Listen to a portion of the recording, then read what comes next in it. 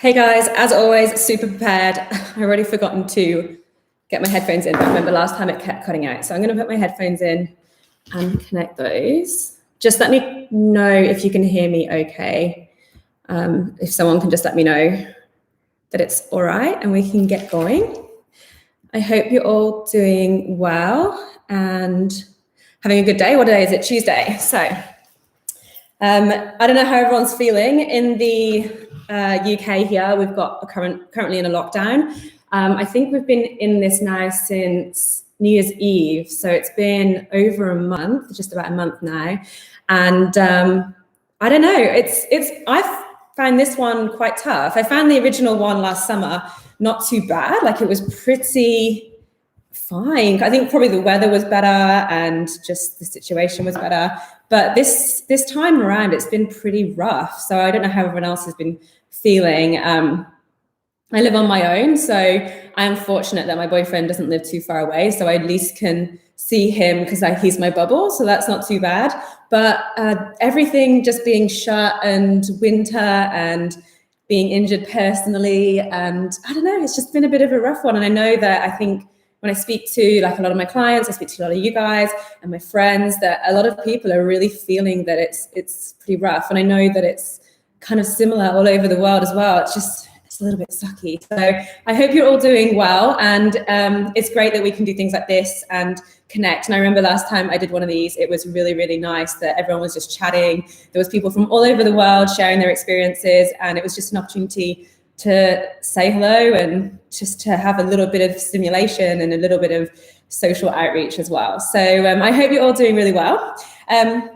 Obviously, I've been doing this 30-day health kickstart this month, and it was something that I kind of just on the spur of the moment came up with on sort of New Year's Eve time. And I thought, you know what, I just want to be able to teach the principles of weight loss, focus a little bit on mindset, and I suppose just a lot of the stuff that I see coming up, a lot of the questions that I get regularly. And I know that around New Year's and Christmas, people are often obviously trying to start a health journey, or they're trying to start a new fitness journey. So that was kind of where the idea came from. And I've really enjoyed making it and focusing on weight loss and mindset. And obviously that's such a major part of my job, but also a huge experience that I've been through too. So it was really good to share that. It's been hard work and it's been a hustle, but I really, really enjoyed it.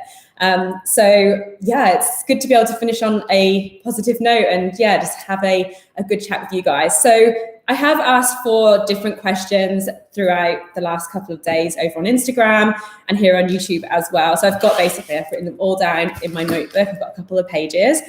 They tend to fall into similar categories. So we've got like calisthenics and training, we've got nutrition, we've got weight loss, and then obviously just general questions about me and my experiences. So I'm going to just kind of start going through some of the questions, but obviously feel free to add any into the chat and I will try and answer as many as possible. Last time we did this, it went on for like two hours or something like that. So I will try not to bore you guys. I'll try not to speak too much. But yeah, let's get going with it. So the first thing we're going to start with is calisthenics, because I did get a lot of questions. And I know that the last month's worth of videos have been mainly about just exercise principles and obviously things like weight loss and health in general. So we're going to be talking more about calisthenics for the first little part. And it's definitely something that I want to focus on in terms of my videos in the future. I don't know, I know I mentioned it in my video yesterday, but I don't know to the extent in which you guys know my injury. So I think it was in July or August last year, I herniated a disc in my back. So I have a bulging disc, my L5S1. So it's bulging and then it's impinging on my sciatic nerve, which means that it's causing me sciatica on my left side, and it has been slowly healing. So it took several months for me to really be able to even walk, let alone sit down comfortably or move around. It was pretty horrific. It's the worst pain I've ever experienced. And around Christmas time, I noticed that it started to improve a lot and I was able to start training again and I was getting back into my calisthenics. And honestly, I went from feeling so not myself to feeling so happy and content in my training. And I know that I don't know if a lot of you guys follow me over on Instagram, but that's kind of where I put a lot of my training stuff up, because I'm not sure if everyone's interested in it. So I just chuck it up on my stories. So when I train in the morning, I just film and then I just throw up anything I've done. And I just felt so myself. And that probably went on for about 3 weeks. And then my back started flaring up because I got injured. So in the last couple of weeks, I've started to pull back on my training, but it just reminded me how much I love calisthenics. Like, I just love it so much. And I love just trying new things, trying new skills. Every single year, my New Year's resolution is to learn how to press handstand and to do a muscle up. And every time I seem to get injured or something happens, which means it doesn't happen. So fingers crossed, this is the year. I'm hoping, I'm gonna try and train tomorrow morning and we'll see how I go with my back. I did go for a 5K run today, or a jog, and that felt okay. So fingers crossed. But I really want to start making some more videos on calisthenics. And because I'm kind of in a position where I'm sort of resetting and starting from sort of the beginning again, I really would like to document some of that process, because I never really got a chance to document it in the first place, because this wasn't my job then. And I think it would be good for people to see. So I'm thinking of doing some more videos around calisthenics and training. So if you guys have any ideas or anything that you want me to focus on, or have any suggestions, then feel free to, message me, email me, or drop them in here and I can write some down. But yeah, I'm super stoked to hopefully be getting back into that and enjoying some training again. So the first question that actually came across was to do with back injuries and training. So I thought I'd just mention that one quickly because we were talking about it. But essentially someone said, if you've got back pain, any suggestions on terms of exercise, getting back into exercise and managing pain? And obviously with any injury, it's good to make sure you know what the injury is. So for me, I know I've had an MRI, I know exactly what the injury is and what's caused it. So I know what to avoid and what I can do.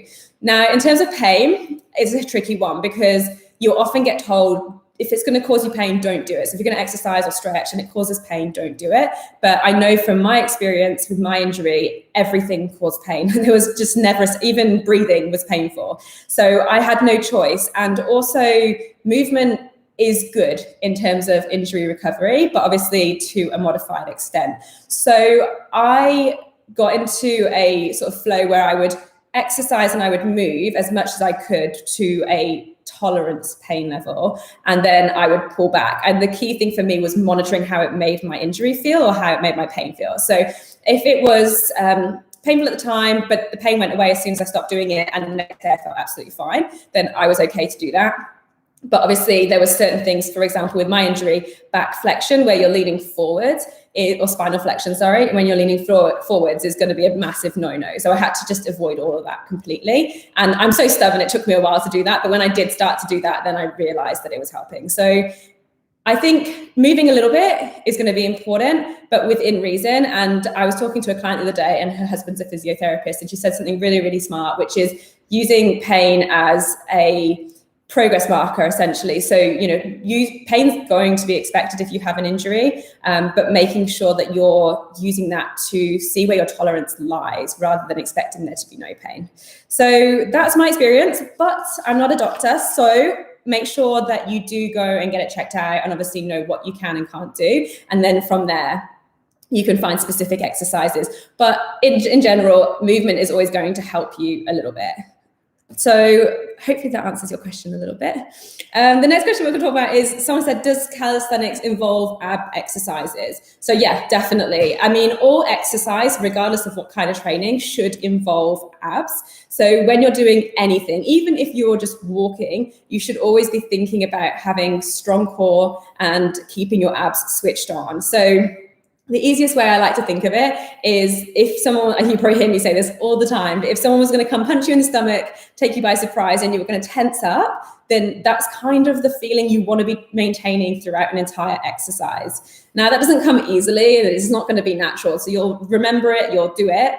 And then after a few seconds, you'll focus on something else, like where your feet are placed or where your knees are or whatever your exercise you're doing. So it's just about constantly bringing your attention back to that, remembering, and then over time, it becomes a little bit more subconscious, although it's something that you will have to continuously work on. I mean, I know with handstands, for example, it took me years to be able to learn how to breathe in a handstand and keep my core constantly switched on, because as soon as you don't, you just fall over.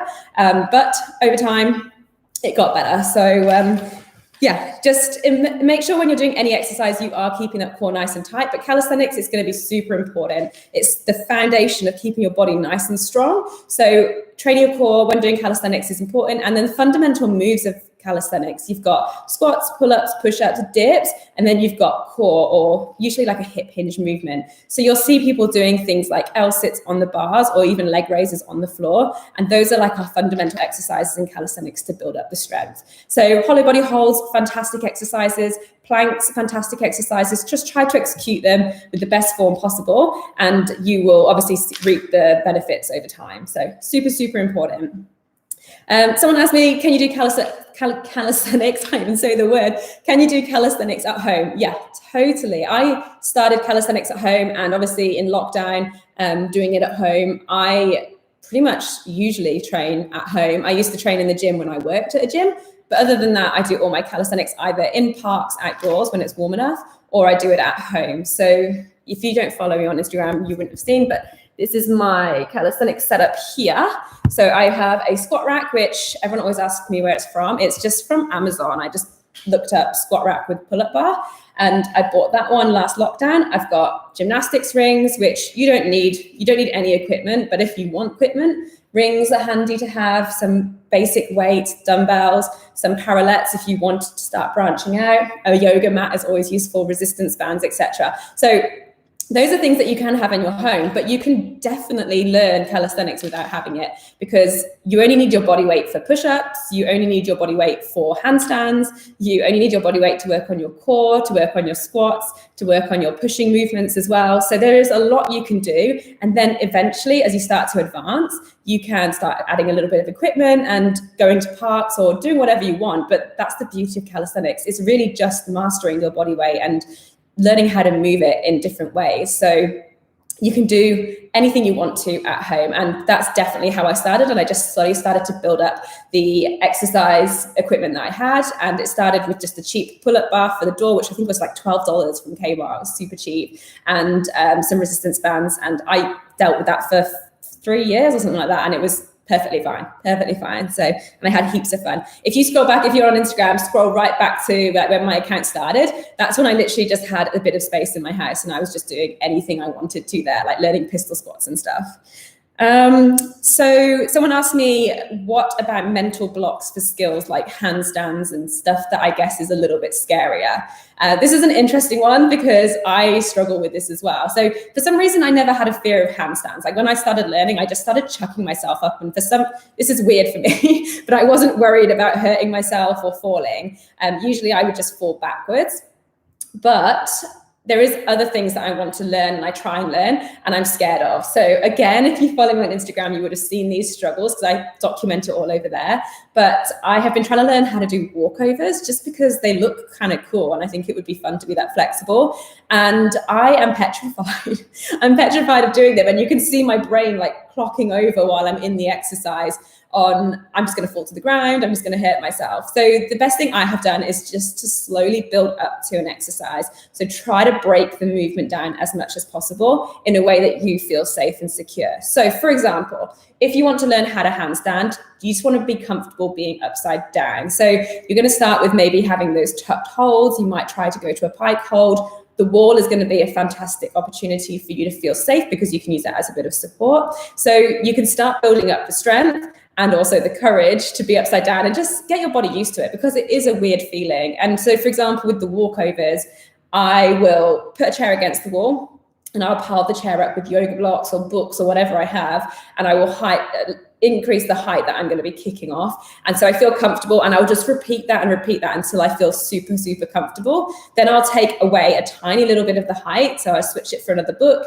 and then I will try again and I'll get comfortable at that height. And I honestly, it's just so gradual and slow, but I really, really struggle with this. So that's the best way I have found is just to start breaking it down and build up your confidence. I found this when I went to like those trampoline parks. So in Australia, we have bouncing, and here we have different ones as well. Went to a trampoline park and I wanted to do a flip. Like it's so simple, just a flip into the foam pit. but I was too scared to do one. And so I just started doing these little roly-polies, and then I would try and get a little bit bigger and make the jump a bit bigger. I never actually got to a flip, but maybe one day we'll get there. So yeah, just building it up nice and slow, but it's completely normal to feel scared. So it's not normal to be upside down. It's not normal to backflip. And sometimes what actually happens is you'll fall, or you'll hurt, like you might hurt yourself a tiny little bit, and you'll realize that it wasn't actually as bad as you thought it was going to be. So that's always good. Okay, next one. Someone asked about workout volume, also like how often you should work out, how hard you should work out. So I did kind of cover this in this 30-day series. However, it wasn't calisthenics specific, but really workout volume is going to depend on your goals and your availability and what you want to do. So it really is just about setting a realistic amount of work for yourself. If you're just starting out, I think 3 to 4 workouts a week is totally acceptable. It's going to be enough to keep you interested, to have enough variety, but give you enough rest, because rest is super, super important. So the key thing is just go off how your body feels. If you enjoy training and you want to do a little bit every day, then that's totally fine. But just make sure you're letting your body recover, making sure you're letting it rest. And your body is super, super smart. It will tell you everything that you need to know. So if your body is aching and you're not recovering well and you just don't feel good, then it's probably time just to lay off, and you realize that your volume might be a little bit too high. Otherwise, you can just keep going. So for me, I pretty much just do whatever, whenever, which tends to be something every day when I'm not unwell. So yeah, and I'll just go, I'm going to go for a run right now, or I might go for a walk, or I might do some handstands, or I might do a full-on training session. So I really just go from my body, but it really depends on your goals as well. So if you have a very, very specific goal, then you'll probably want to program that, and you might need to get a trainer to help you do that, or find some research on the internet so you know exactly what you want. But in general, it's not too big a deal. Somebody asked how to improve grip strength. So there is obviously exercises that you can do, things like holding a barbell and just rotating it in your hands, getting a dumbbell and just holding it, or farmers carries, that sort of thing. I think a fantastic way of improving your grip strength is just to find a bar or find something that you can hang on and just hang on it. Just start to build up the time that you can hang there and build up that strength, and you'll find that it will be really, if you're beginning, it might be really poor at first, but it will get better over time. Building up your grip strength and your forearm strength is huge in calisthenics. And I remember that was probably one of the biggest hurdles at the beginning for me. And honestly, going back to doing bar stuff after being injured for so long, I really struggled. My forearms were burning, and I had forearm pump, and my wrists and my calluses had all disappeared, and it was super, super painful, but it builds up relatively quickly. So I reckon that's the best thing if you have access to a bar. If not, you can just literally hold on to something heavy, and even things that are wide, like if you've got a big book or something like that, you can just hold on to it and start building up your grip strength.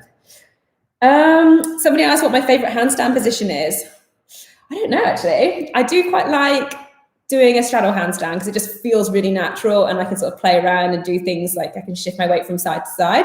But I actually just like standing in a regular handstand because it builds up my endurance, and I like to challenge myself in terms of how long I can hold it and how balanced I feel. And yeah, it just feels good to stay in a static handstand, which is just a regular shape. But it can also be fun. I would love to be able to do like a scorpion handstand or something like one time, but I'm just not flexible. Like when I'm doing it, I feel like my toes are practically touching my head like this, and then I look at a video and I'm really like this. So maybe one day I'll have to start working on my back flexibility a lot more, because I am not flexible at all. So these are the things I want to make a video about, like training my weaknesses and showing you guys that there is plenty of stuff that is really, really challenging, but if you stay consistent and you keep going, then you'll eventually get there. Somebody asked, and this is something I get all the time, they can't do a push-up and they feel like they'd never be able to do a push-up. So how do you improve upper body strength? So the first thing I want to say is that it takes a long time. If you're coming from being a beginner and you're feeling like you have really, really poor upper body strength, it's going to take a long time, and it's really frustrating. So with calisthenics, it's a fantastic form of training, but progress tends to be really slow, which is why it's so, so good when you finally master a skill. Like when you see someone do something for the first time and they're celebrating like crazy, there's a reason, because there's probably about 8 or 9 months of hard, consistent work to get there. So if you're trying to learn how to do push-ups, don't expect to see too much too soon. Like I say, it took me probably 8 or 9 months to be able to do a push-up on my toes. And even then, it was only 1 rep and it wasn't very good. And so don't expect too much too soon. Just look for tiny increases in your strength over a week, 2 weeks, 3 weeks. As it builds up, you might not even notice it. But even if you can control the downward phase of the push-up and you start to notice that you have more control, and maybe instead of taking 1 second where you just drop to the floor, it takes you 3 or 4 seconds now to get to the floor, that in itself is really, really big progress. So use that and take that as your motivation to go, right, something is working. This is going to work. I just need to keep consistent. That's the key thing, just consistently working on it. And then obviously just throwing in exercises as and when you can. You know, if you're learning how to do push-ups, just do push-ups against your kitchen counter when your kettle's boiling, or do them against your coffee table when you're watching an advert break or something like that. Just get it in as much as possible, and you'll find that your strength will build up over time. So just keep going with it. I promise it will get easier, because I remember I was that person sitting on the floor screaming, I'm never going to be able to do a push-up. I'm never going to be able to do it. And lo and behold, eventually I did, even though it felt like I was never going to be able to. Somebody else asked, when I started calisthenics, how did I figure out what to do? How did I know how to progress exercises? And did I ever have a trainer? So I've never personally had a personal trainer, which is kind of weird because I am a personal trainer now, but I've never had one. I just started doing stuff that I was seeing other people doing. So I literally went onto Instagram and I started searching like the hashtag calisthenics, hashtag bodyweight training. And I would see crazy videos, like people doing human flags or doing pull-ups, which are weird styles of pull-ups. I'd see people doing crazy core exercises or pistol squats. And I literally just tried to copy them and I couldn't do it. I remember trying to do a pistol squat for the first time, literally against a coffee table, and I was holding on to it and I just fell to the floor. I thought, this is impossible. How on earth do people do pistol squats? But, you know, again, just keeping practicing it and just working on breaking that movement down. And eventually I managed to be able to do it. And of course, there's fluctuations. Can I still do it when I'm injured? No. When I go back to it, it's really, really hard and I'm not strong enough, but the strength comes back pretty quickly as well. And then in terms of progressing exercises, it was just really intuitive. It's just like trying something, even if you can't do it, just keep trying, keep trying, keep trying. And there's one quote that I really love, and it's something like, one day what you find hard now will be your warm-up. And I always used to be like, yeah, sure. But it's so true. There was times when, you know, things that I do now, I was thinking would never be a possibility. And now they're just a warm-up exercise for me. And that's kind of cool when you think about it. So stay with it. Progress your exercise, just have fun with your movement, have fun with your training. It doesn't have to be structured. You will still, you know, even if you went and did handstands against the wall for half an hour, that's a fantastic workout, even if you don't feel like you've had a workout. And that's the kind of stuff that I love to do. It's just moving your body, having a little bit of fun, put some decent music on, put S Club 7 on or whatever you like. Again, you'll probably still be doing that and skipping around my apartment if you follow me on Instagram, and just move your body and enjoy it and just find what works for you. That's probably most of the stuff I'm going to go on about calisthenics. I'm just going to quickly check some of these questions here. So someone said they're a student, they don't have any money for training equipment, no outdoor setups. Again, you don't need anything. So when I started out, I was the same. I was a student. There was no parks really near me, and I didn't have any equipment either. I just found some space and started working on some of the basic movements. And again, just trying to copy some of the movements that I saw other people doing on Instagram. There is so much stuff to use on Instagram, and just give it a go. So you can start working on your fundamentals, things like your push-ups and your dips. All you need for that is a chair or a coffee table, anything you have, a windowsill, anything like that. Push-ups, obviously, you just need a counter or a step or whatever you have, anything to bring the height of the surface that you're pushing from up. You can work on squats, you can work on pistol squats, you can work on handstands. All you need is a wall. So there's plenty of stuff that you can definitely do. You don't need equipment. And then there's some stuff that says you need equipment, but you can still do exercises without them. So for example, for resistance bands, you can always just take the resistance band out. The resistance band usually is just there to either make the exercise a little bit more challenging or to make it a little bit easier.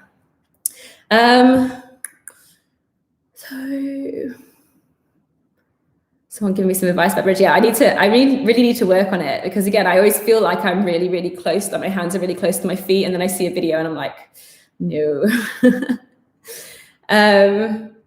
Will I be doing another series of 30 days?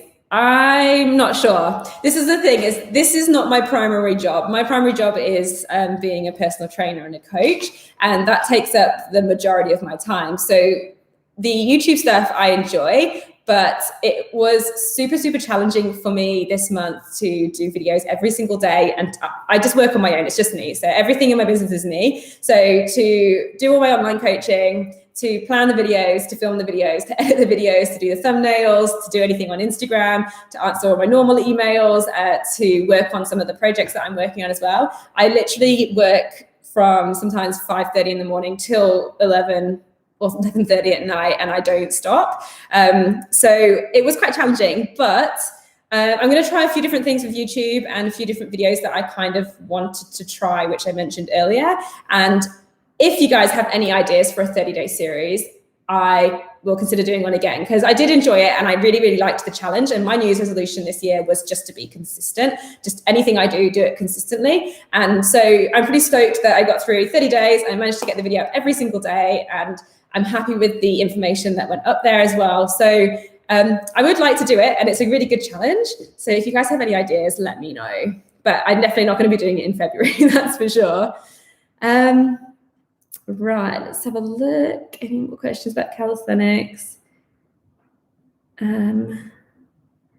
Yeah, so someone else having taken a long time to get their push-ups in. It's interesting though, once you finally get a first rep of an exercise, it tends to be really quick progress after that. So for example, once I could do 1 push-up, the next week I could do 2, the week after that I could do 3. So that seemed to speed up really quickly. It's just getting to that initial part, which is a lot of patience and hard work.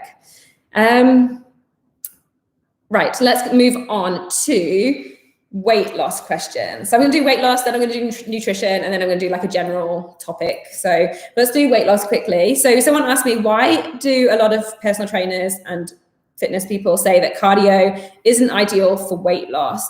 So it's not that it's not necessarily ideal for weight loss, but we want to think about long-term health. We want to think about what is going to be the best outcome for the long term.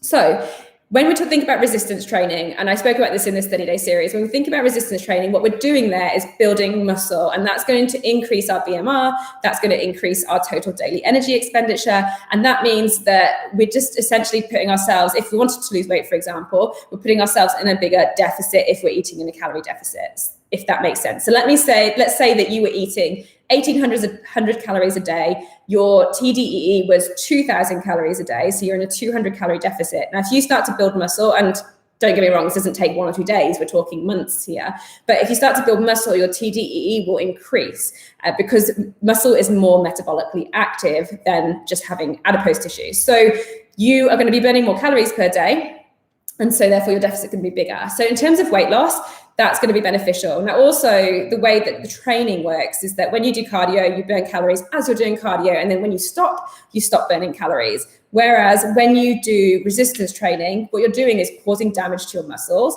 and that takes energy from your body to repair. So you're going to continue burning calories over the next 24, 48 hours as your body repairs that injured muscle. And when I say injured, it's not bad injury, it's good injury. So we're just talking about micro tears in the muscle. Therefore, your body's going to be using more energy continuously after training. And also, there are many, many benefits to resistance training. You know, reduced risk of sarcopenia or muscle wastage as you get older, especially for women, reduced risk of osteoporosis as well. So there are so many benefits, and also feeling strong feels just pretty badass. So there's really good reasons as to why resistance training is beneficial. That being said, cardiovascular training is also really, really important, and it's also fun. And for me, I find that doing cardiovascular training, even if it's just going for a walk, if it's going for a run or a cycle or a swim, I find that to be quite therapeutic. I find that as something that's relaxing, to de-stress me, to clear my mind, just to generally relax me. So cardiovascular training obviously is going to be good for your cardiovascular system, keeping your heart healthy, but also it's a really good stress relief. So if you're looking at weight loss, I just think that having a good mixture of training styles is going to be beneficial, because weight loss, as you guys know, is mainly from being in a calorie deficit. So that's going to be the most important thing. And that can come from your nutrition. In terms of your training, having a good mixture, because every different training style has its benefits. So a bit of resistance training, a bit of cardiovascular training. And also it's, in my opinion, quite nice to be able to be a bit like able to do different types of training. Like if you went for a run with a friend, that you could at least keep up to a certain extent. Like it's not to say you're going to go and run a marathon, but if they did a 5K, then you can do a 5K. If you went to the gym to lift weights with someone, you can sort of keep up with what they're doing.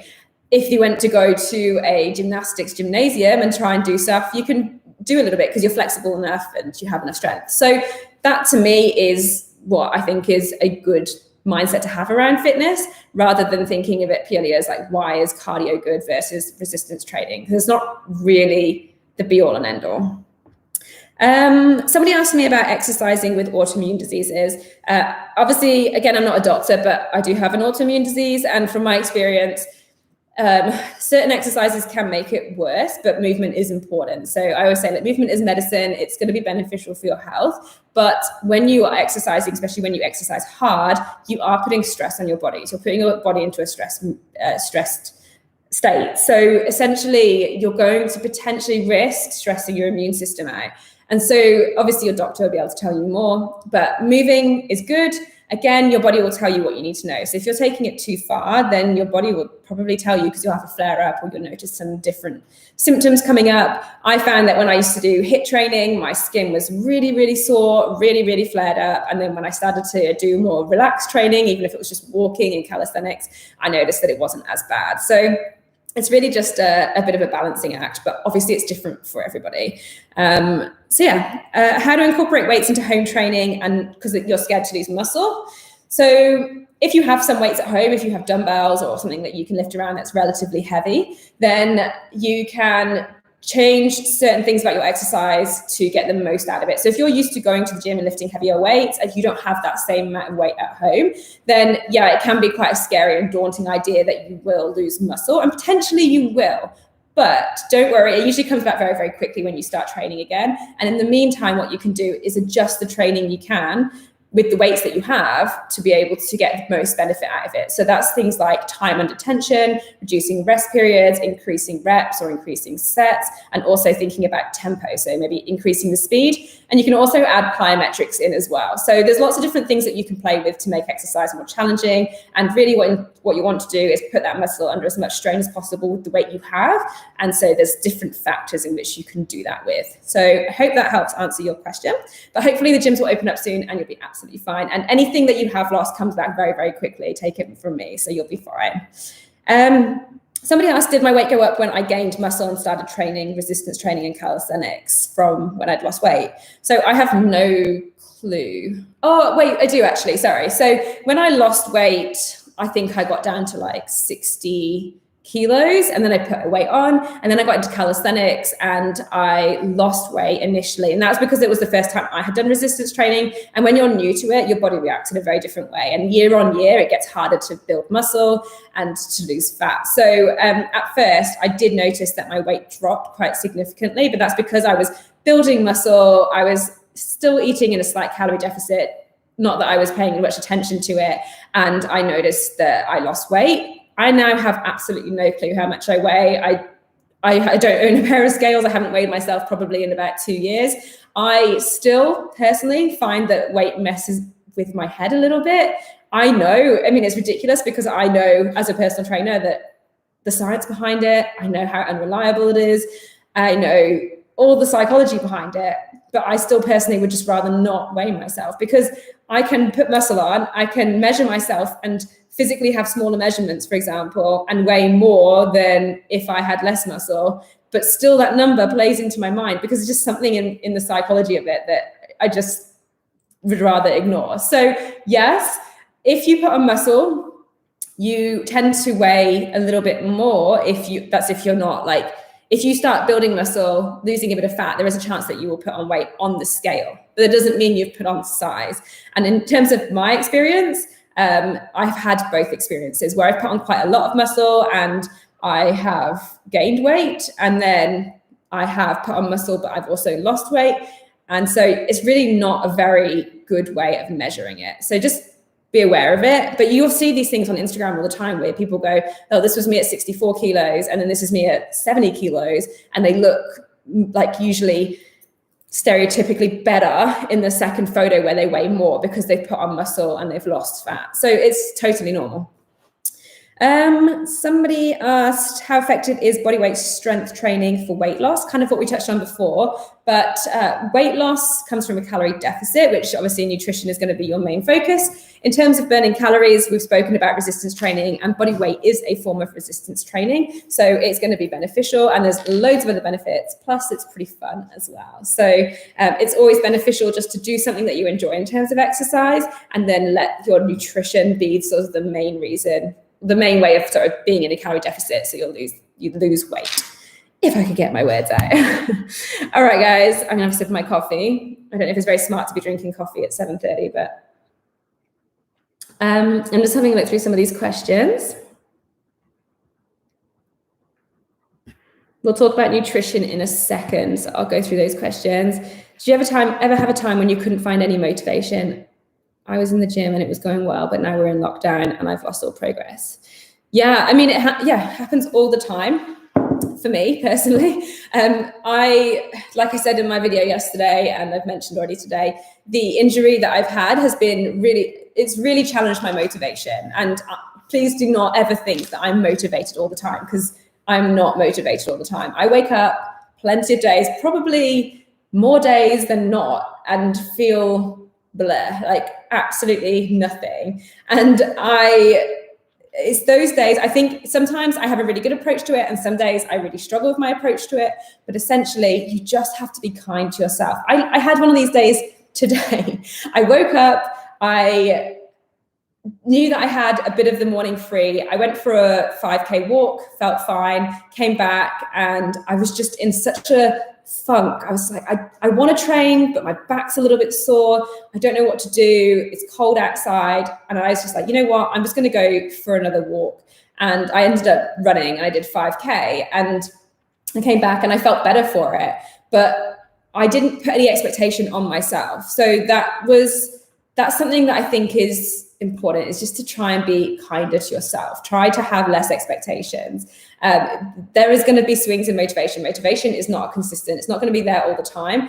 If you want to make progress, then just consistency is the most important thing. And that comes from just doing something every day, just little things. And if you're consistent over a long period of time, that gives you the freedom to have days where you're at 50% and have days when you're working at 100%, and it will work out in the end. So don't stress too much if you don't feel motivated. Don't berate yourself. Don't feel bad about it. It's normal. Just do something that you feel like doing. And then on the days where you do feel motivated, you can push yourself a little bit harder, and know that, this will end at some point. Gyms will reopen, and things will go back to normal to an extent as well. And you will be able to get back into that mindset. There's always going to be ebbs and flows. I look back at the last 3-4 years of my life. There was times when my training was so good. I was so happy. I felt strong. I felt healthy. And there's been times where I haven't, and I've really struggled. And it's completely normal to go through these phases. So don't stress, don't be too hard on yourself, and know that it's completely normal, and everybody experiences these things. Like I always say this, I'm really, really privileged in my job as a personal trainer, and as somebody who gets to speak to a lot of people, that I get to see how other people struggle with these things. But when you're an individual and it's just you looking out into the world, you don't see those things. And I experienced that when I was losing weight originally, and it was just me doing my own thing in my apartment, dealing with my own emotions, thinking that I was the only one who was having these struggles and having these hard times. But now I'm in the position where I see other people's stories. I know that it's basically every single person is going through these things at some point. And so that's something that's really important for me to share with you guys, that you're not alone. This is normal. And so don't be too hard on yourself when you feel that way, because everybody feels that way at some point. All right.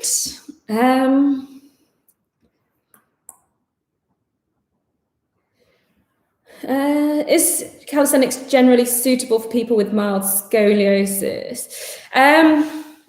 Yes Mild, yes, as long as you know what you're doing to manage it, just be careful. Calisthenics in general can be quite a hard form of training on your body because it requires a lot of joint stabilization and big body movements. It's quite hard to isolate just one single muscle. So just be aware of that and start building up from a lower base, and just make sure you just progress nice and slowly. But obviously make sure you talk to your doctor or your physiotherapist or whoever is dealing with that. All right, should we talk about some nutrition? So somebody asked, what was my biggest struggle trying to eat intuitively? So I guess I'll just preface this with how I eat now. I tend to eat just kind of whatever I want, whenever I want. So I don't cut any foods out. I don't have a specific diet. The only thing I don't really eat is dairy, and that's because of my psoriasis. But yeah, I will drink alcohol. I'll have wine if I want. I'll eat chocolate if I want. I had chocolate last night. I ate pizza. I have copious amounts of coffee. So I have no set rules. I get a lot of questions on Instagram asking if I do intermittent fasting, and that's because I tend to post pictures of my food on my stories, and my breakfast is always around midday, so people always think I'm intermittent fasting. I wouldn't put a label on my diet and say that I do intermittent fasting, but I just, on most days, don't eat until midday. I love big portions of food. Like I love food. It makes me so happy. I go to bed looking forward to being able to wake up to have coffee and food. I look forward to dinner time so I can eat my food. So I tend to not need breakfast really early in the morning. I just go for a walk in the morning. I do my work, catch up with my emails, maybe plan some videos or whatever I'm doing that day. And then when it comes to midday, I'll just have a really big brunch style meal. And then I can basically have a huge dinner and I will have snacks in between. So that's kind of what my diet is now. So I do try to be quite intuitive. So if I wake up and I'm starving, I will just have breakfast at 6 or 7 in the morning. Like, I'm not going to stop myself from eating. If I have just had a massive meal, but I'm still hungry, I will go and have something else to eat. So I'm not going to stop myself. So in terms of intuitive, my eating, I would say it's relatively intuitive. In terms of how I learned to and how I found it a struggle to become a bit more intuitive, I think the key thing for me, and it's something that I still have to remind myself of constantly, is learning the difference between when I'm actually hungry from boredom and when I'm actually genuinely hungry. I don't drink a lot of water, so often I find that I'm not that hungry. I'm just probably thirsty. And a lot of the time when I'm bored, I will eat. Not even when I'm bored, like just in general, I just want to eat all the time. And because I work at home, I'm just staring at my kitchen all the time thinking I could just be eating right now and snacking. Like my boyfriend today, he's a graphic designer and he's working for a food company at the moment. And he was taking photos of mini marshmallows and protein bars.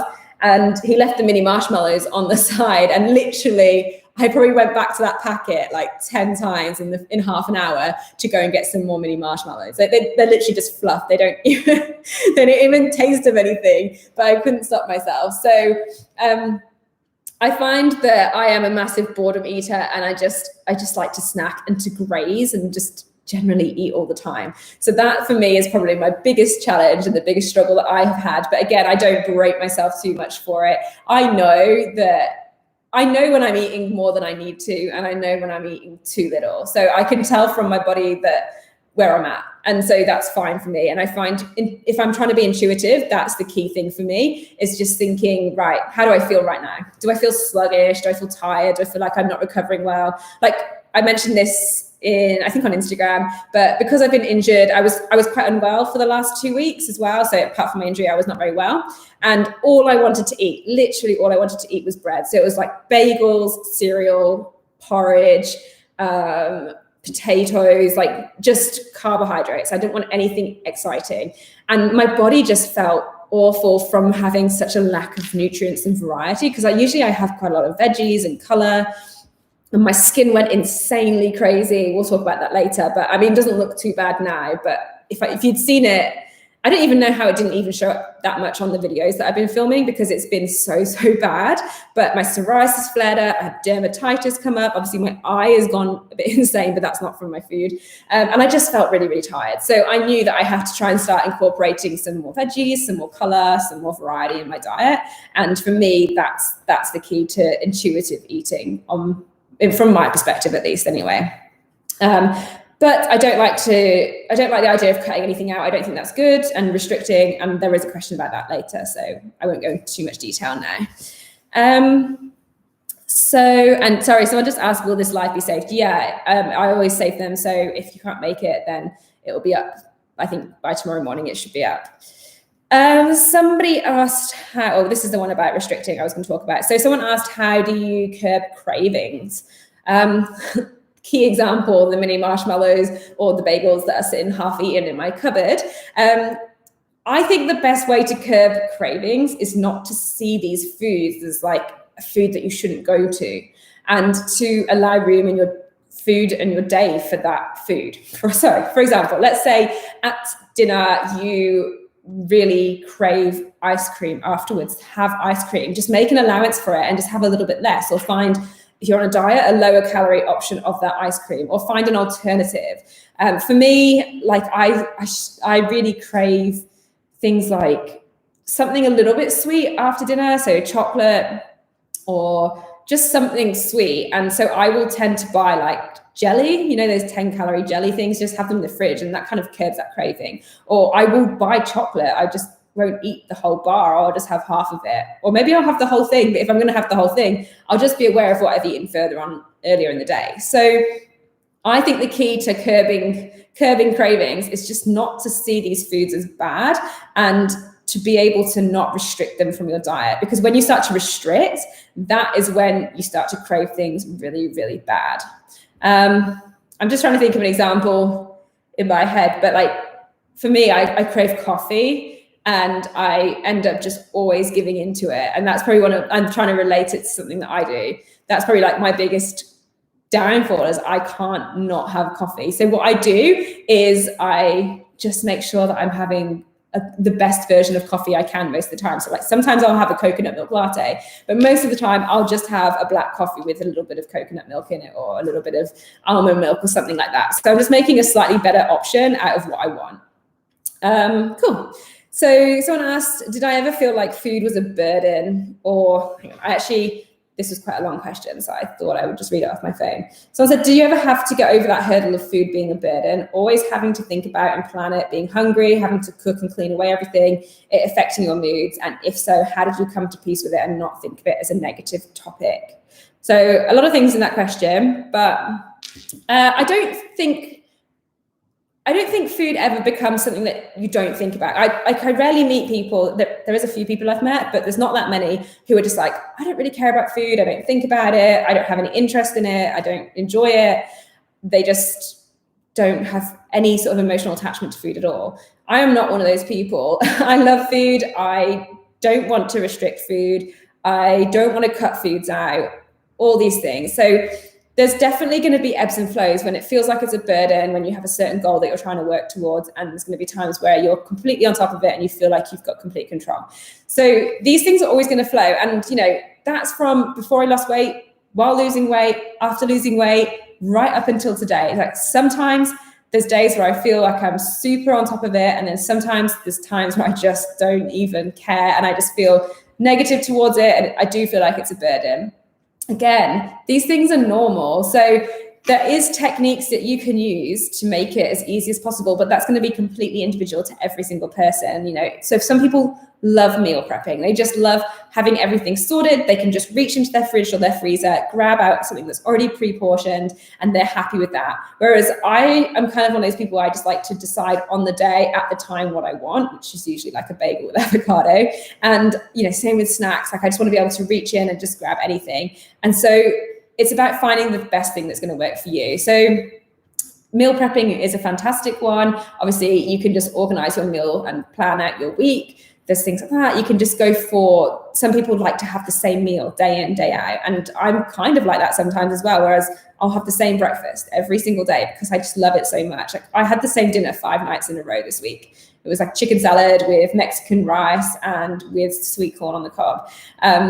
Fun fact, I found out that the corn on the cob this week is actually really high in calories. I didn't know that, but it tastes delicious, so I'm not going to cut it out. But anyway, loads of different techniques. Obviously, it's going to be different for everyone. So I think the key takeaway is that everybody, I feel most people, it's very, very rare that you won't find somebody who goes through ebbs and flows with their nutrition and finds times where they feel negatively towards it and then times where they don't feel negatively towards it. So it's completely normal, as with most of these things. Okay, we're going to move on to some more general questions, but I just want to check if there's any more. How do you get past the hunger when you know you have ate enough, but you always feel hungry? So there's a level of hungriness. Obviously, you don't want to be starving. Hunger is not a nice feeling. But if you're eating in a calorie deficit, then there is going to be the chance that you're hungry. We touched upon this in this 30-day series. But there is going to be certain things that you can do. If it starts to get to a place where it's bothering you, it's affecting you mentally, then there's things that you can implement into your diet or into your day that you might be able to, might help relieve that. So it could be what you're eating. So it could be that you're not eating enough protein, because protein has a very high satiety factor, which means it's much more filling. So, and obviously long lasting. So if you eat carbs, like if you imagine eating a muffin, you'll enjoy it. It'll taste really good, but half an hour later, you tend to be quite hungry again, or maybe you feel like you need some more food. Whereas if you were to eat something that was high in protein, then you probably would find that you're not as hungry over the longer period. So looking at what you're eating, and then also things like what timings you're eating. So, if you eat your dinner really early in the day, then you might find that, if you're not going to go to bed until like 10 or 11, that by nearly 9 o'clock, you feel like you're hungry again. So it might be about just pushing back your dinner or pushing back all your meal timings slightly. But it's going to be, again, individual to everybody. And it's about playing around with different factors that you can to see what's going to be best for you. Sometimes though, you just have to grit your teeth and bear it. Like there's definitely times where I know that I feel hungry, but I'm actually not really hungry for food. And it just takes a couple of days of just pushing past it. And then you just adjust to it anyway. So it's not that bad.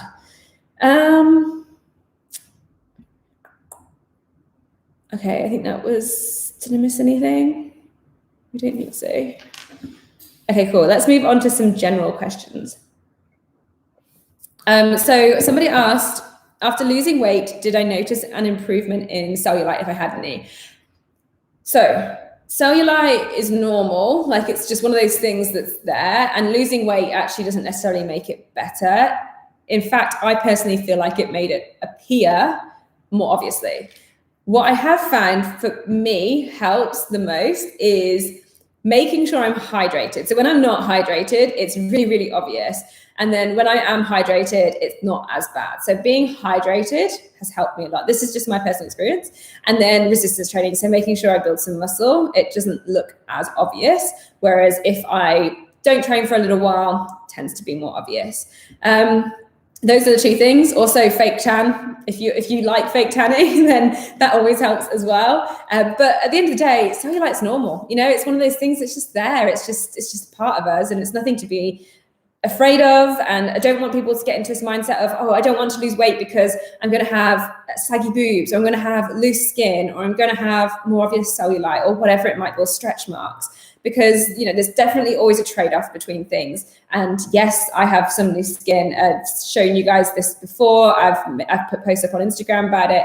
I have stretch marks, but I had stretch marks when I was overweight as well. That's where they came from. It didn't come from losing weight. I had cellulite. I still have cellulite. These things are normal, and they're just a part of you. So you may as well just accept them and move on. There's going to be times where they look better. There's going to be times when they don't look as good, but it's just a part of you and it's normal. And I promise you that nearly everybody has something. Everybody does have something. They might not all have stretch marks. They might not all have cellulite, but everybody has something that they are aware of, that they are insecure about, and it's completely normal. So don't stress. Somebody asked, how did I improve my psoriasis? And a lot of people are asking what my skincare routine is.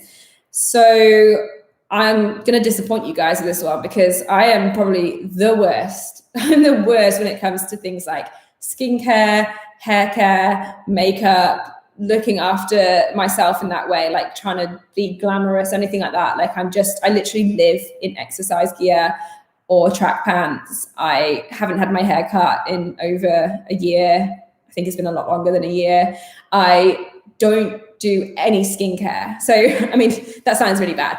I wash my face with micellar water. So as you guys know, I have psoriasis, which is a autoimmune disease which affects your skin. So I get a lot of psoriasis on my face. I get it on my neck and I get it on my torso and my back mainly.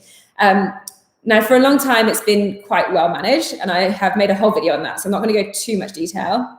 But like I said, the last week or two, I've been quite unwell. And when you're unwell and you have an autoimmune disease, it tends to flare up your autoimmune disease. And so my skin got really bad. And not only that, but I've been very, very stressed now for, well, the best part of that 7 or 8 months. And that has been building and building and building. And it affects your skin if you have psoriasis very, very, it's like a slow and steady increase in how it affects it. And then it's like, boom. And so this week my skin just went insane. And like I said, it just looks absolutely fine now. You guys can't see anything. And I don't even have any photos, but like my entire forehead broke out with psoriasis, and it was all the way across my forehead, and it was coming down all the way to my ears. It came down onto my neck.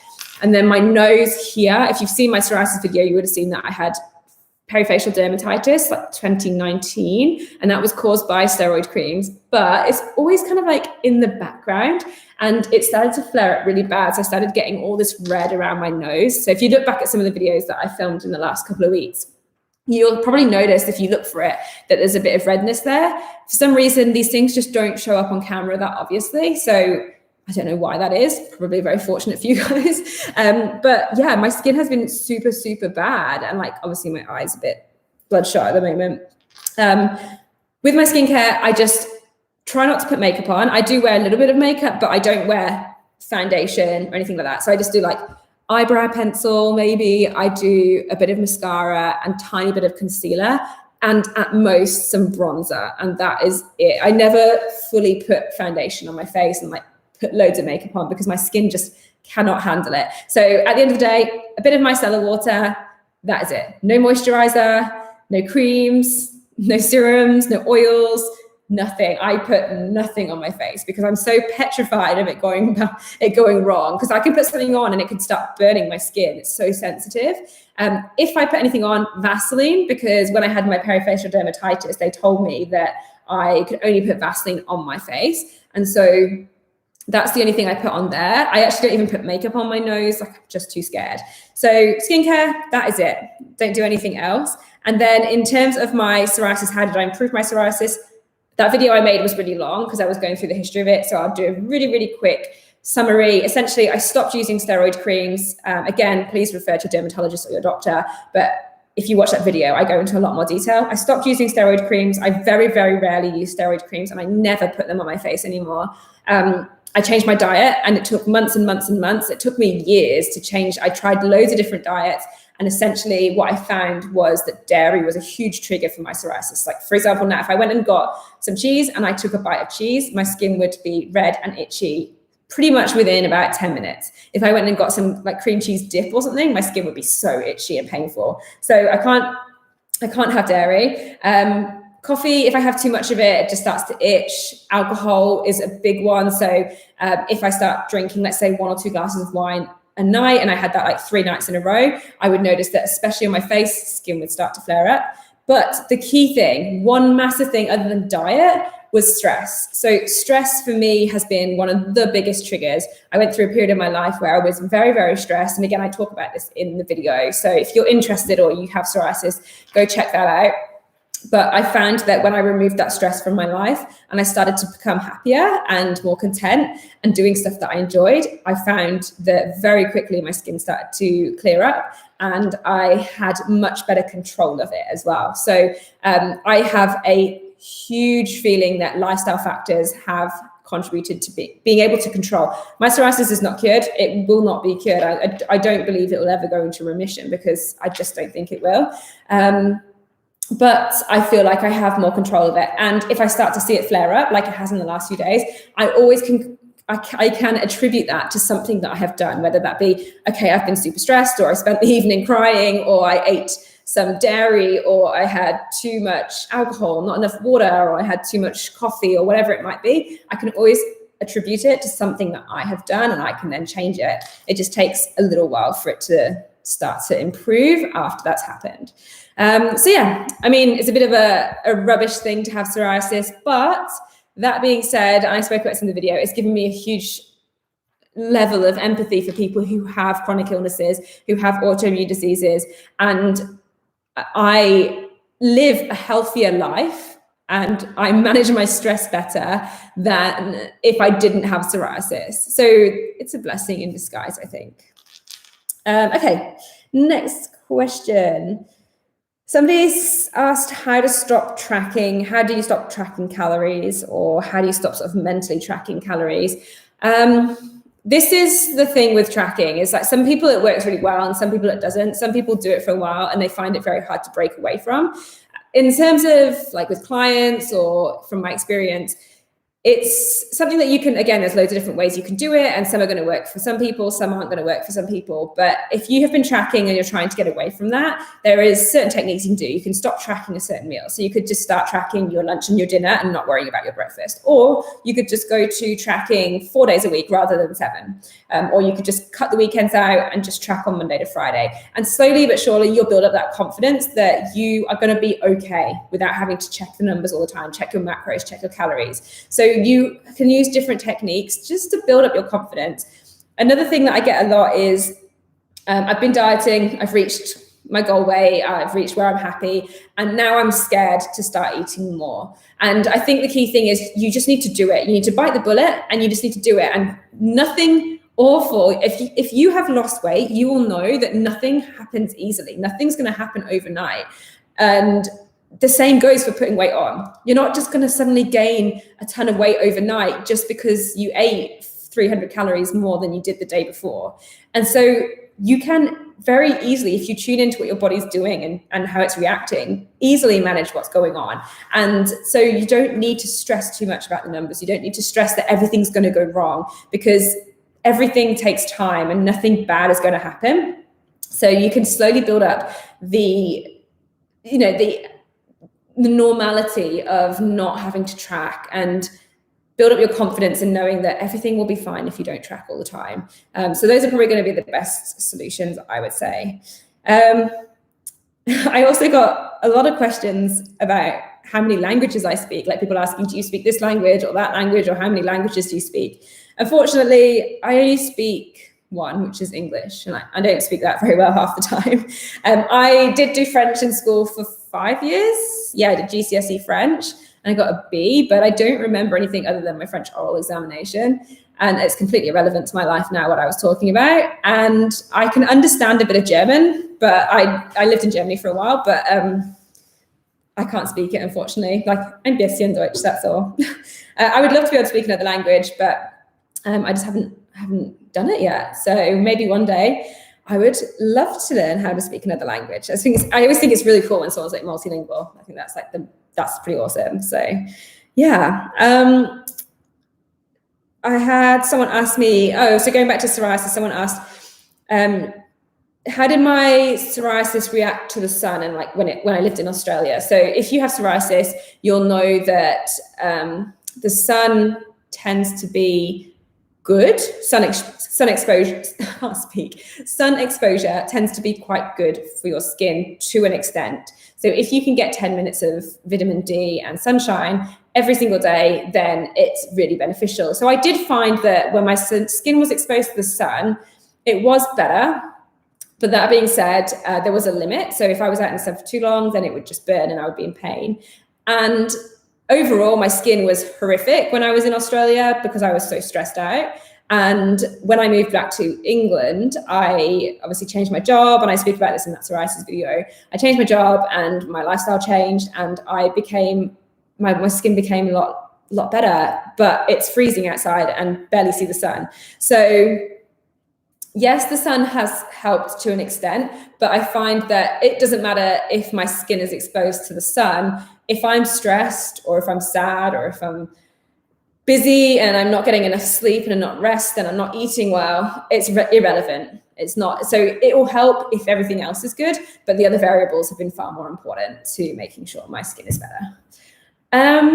So that's all the questions that I actually wrote down. I just had lots of random questions, but I didn't actually write those down. So I was gonna have a read through here and see if you guys have any. If you have any questions at all, then drop them down and I'll have a read through. But I hope that I've answered at least most of the questions that you guys were interested in hearing. Congratulations on hitting your goal weight. That's awesome. 24 kilos, wow. Well, you didn't even train. That's pretty impressive. Wow, that's awesome. There you go, proves the point. Congratulations, that's amazing. You should be really proud of yourself. Have you ever plateaued? How did you start? Did you monitor your diet and go from there? So I did actually make a whole video on plateaus, and I mean, I probably have. I don't really remember. I remember I didn't really lose weight for the initial 6 weeks, so I started going in a calorie deficit and exercising a lot of stuff. Like, it was very, very minimal weight loss. After that, yes, I lost weight, and I lost it quite quickly over those following weeks. After that, I probably plateaued, and then I think I just went into like a maintenance phase. Plateaus are normal. They're going to happen. We expect them to happen. As a personal trainer, I see them all the time, and I know that it's scary, and I know that it's like a lack of motivation comes with it, and stress, and all the stuff that comes along with that. But plateaus are normal. If you're interested, go and check that video out, because a lot of the time it's attributed to a drop in your TDEE if you're in a calorie deficit and your goal is weight loss. In terms of strength training, there's always going to be ups and downs. There's always going to be fluctuations. There's always going to be changes in your strength. If you're female, I mean, males do experience this as well, but females, you know, with your menstrual cycle, your hormones are always changing as well. So you're going to notice differences in your strength. So you tend to sort of 2 weeks into your cycle, you'll feel strong, or you'll feel like even for me, handstands, I feel balanced, I feel capable, I feel good. And then a couple of days before my period, nothing. Like, I can't balance, I'm falling over, I can barely walk, I'm not strong at all, everything feels like an effort, and all I want to do is eat bread. So, you know, plateaus and changes and ebbs and flows are completely normal. And it's important to embrace that and to not feel bad about it, and to know that every time something's hard, every time something's not as you want it to be, there'll be a time when it is easy and when it feels good and when it feels better than you expected. So it's all going to balance out in the end. So yeah, plateaus are normal. Oh, there's loads of questions here. Oh, another question about my necklace. Yeah, I get this question so much. So this is a molecule of adrenaline. Oh, that was a question I actually got from someone who watched my video last night. So yeah, my necklace is a molecule of adrenaline. I studied biochemistry at university. So I went to university, I studied science, but I majored in immunopathology, physiology, and I did a minor in biochemistry. So this is like my little memento from my uni days. But it's a molecule of adrenaline because I used to have really bad anxiety and depression for a few years as well. And someone asked me if I could go into a bit more detail. I don't know if that's anything that you guys are interested in, but essentially I just started developing health anxiety one day, and to the extent where I had really bad hypochondria at one point, like really, really bad. And I was struggling to go to work. And then basically it went on for about 3 years. I had depression for about 2 years, and then my panic attacks and anxiety went on for about 3 years. And it only really started getting better when I started seeing a psychologist. So for the first year, I didn't really do anything about it. I just really, really struggled. Then I moved back to Australia, and I continued to struggle, and I had panic attacks and I would miss work. And then there was one day where I missed I couldn't go. I went into work, I had a panic attack, and I was working in the casino. So you can't be having panic attacks at a table when you're dealing. And so I was sent home, but they said you need to go and get a doctor's certificate. So I went to a doctor that I had never been to before because they were the only ones that were open that day. And she said to me, "Have you ever been to see a psychologist?" And I was like, "No, I've never taken the referral. Like, people have always said, just go and see a psychologist." I'd never done it. And she was like, "This will never get better until you see a psychologist." And I was like, "Okay, fine." So she gave me the prescription. I booked an appointment, and the rest is history. I saw that psychologist for 3 years, and it really, really helped. It doesn't help straight away. Like it's one of these things that you have to constantly work on. It was something that was really hard work. I had to put so much effort into overcoming some of the stress that I had, overcoming some of the hurdles that I have. And trust me, there's still so many things that I'm constantly working on in terms of my personality and my attitude and my stress. But yeah, that was probably the turning point for me. So yeah, if you guys have any more questions, obviously I'm more than happy to talk about it, but I don't want to bore you guys or anything like that. But that is why I wear a molecule of, it's twisted now, of adrenaline around my neck, because I studied biochemistry, and also because at the time I was really struggling with anxiety, and I said to myself, it's just adrenaline. Like, that's all it is. It's just hormone imbalance. It's just nothing to be scared of. How frequently do you recommend doing mobility and flexibility? I would say as often as possible. I mean, I'm not one of these people that practices what they preach. I'm not flexible. I have all right mobility because I've actually got hypermobility in my upper body. So if you ever look at photos of me or watch videos of me and you notice that like my elbow looks like it's popping out the other way, sometimes it looks really weird. That's just because I naturally have hypermobility, which is not necessarily a good thing. You just have to be a bit aware of it.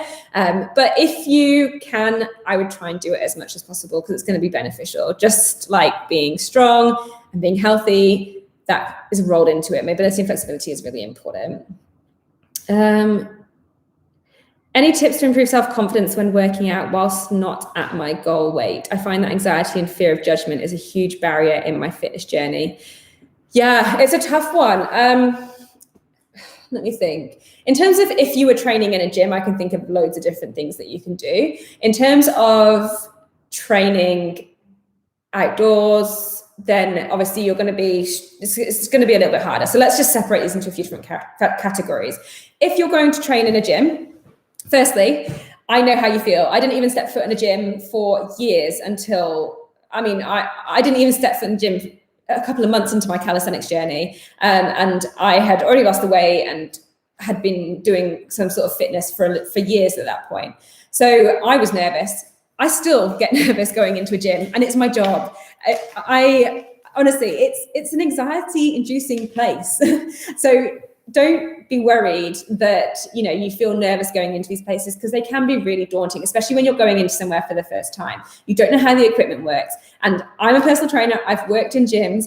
Every single gym has different equipment. They have a different layout. They have different things. They have different machines. They all work in different ways. So everybody who goes into them, they're not going to automatically know how the machines work, where they're placed, all that sort of stuff. So firstly, make sure you understand that everybody is not going to be an expert, although it seems sometimes when you walk into a place that you should know where everything is straight away. And then usually you just beeline for the safety equipment of like a treadmill or a cross trainer or something like that, because usually they're at the front of the gym and we know how to just get on and we can go.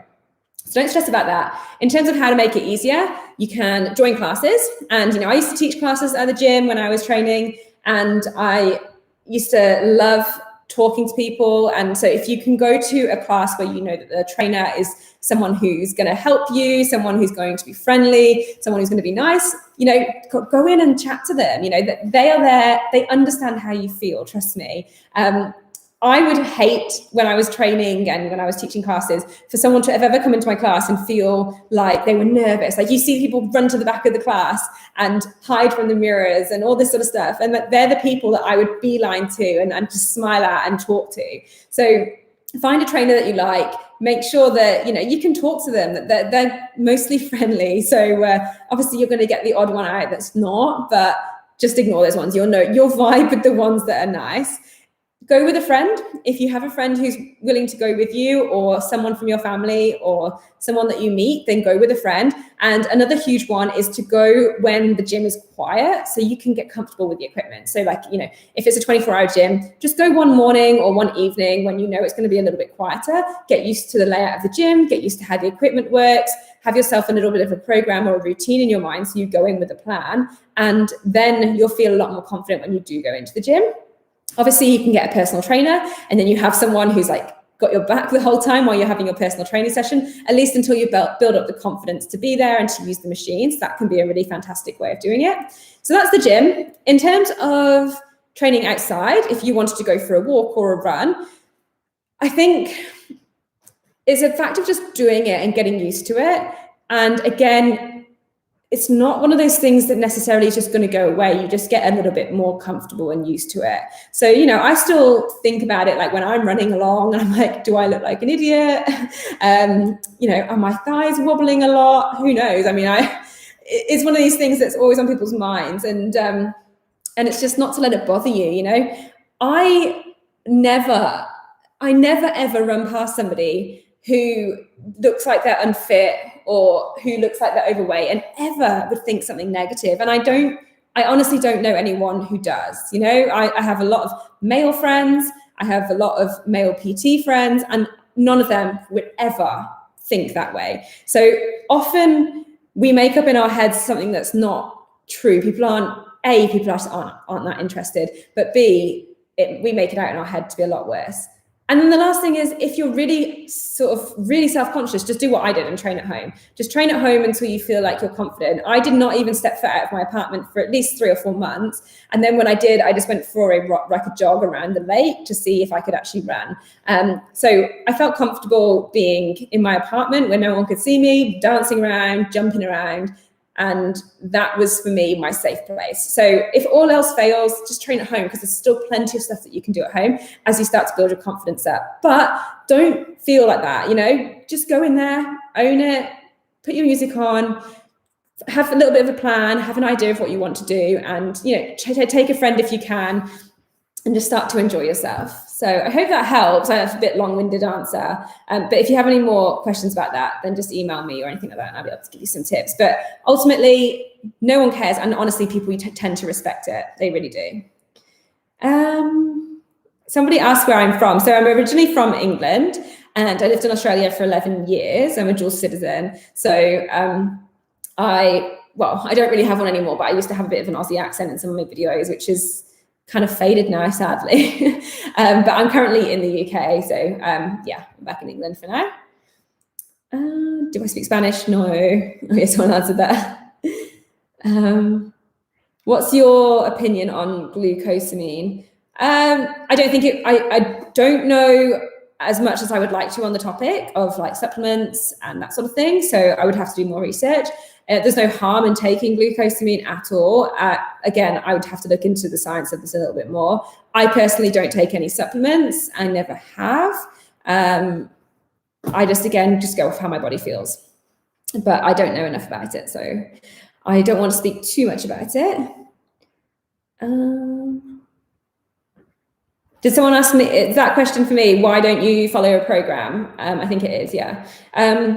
Why don't I follow a program? Because I want to enjoy my training, and I don't really have that many specific goals with my training. So I was talking to my boyfriend about this today, but even though this is my job, and this is something that I say to you guys a lot as well, even though this is my job, I am not going to be an Olympic athlete. I'm not going to compete in the Commonwealth Games.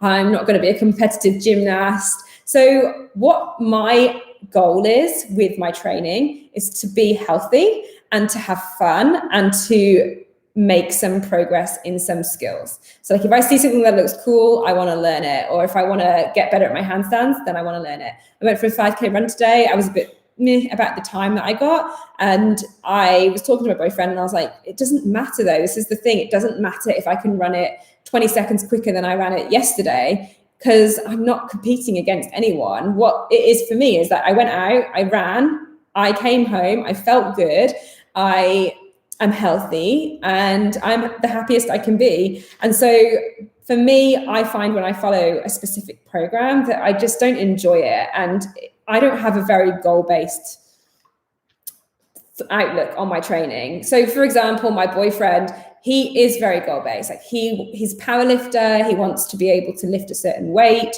and that's what he works up to in an incremental way. But for me, that's not a goal of mine. So I don't need a program to follow, because I'm just doing it because I enjoy it. And I remember someone said to me, actually, I think it was my boyfriend when I met him, and he said, well, if you don't follow a program, how do you make progress? And I said to him, I just was like, well, have I not made progress? And he was like, oh yeah. So I'm constantly challenging myself. It's just that I don't follow a specific program. I just do what I want when I want, if that makes sense.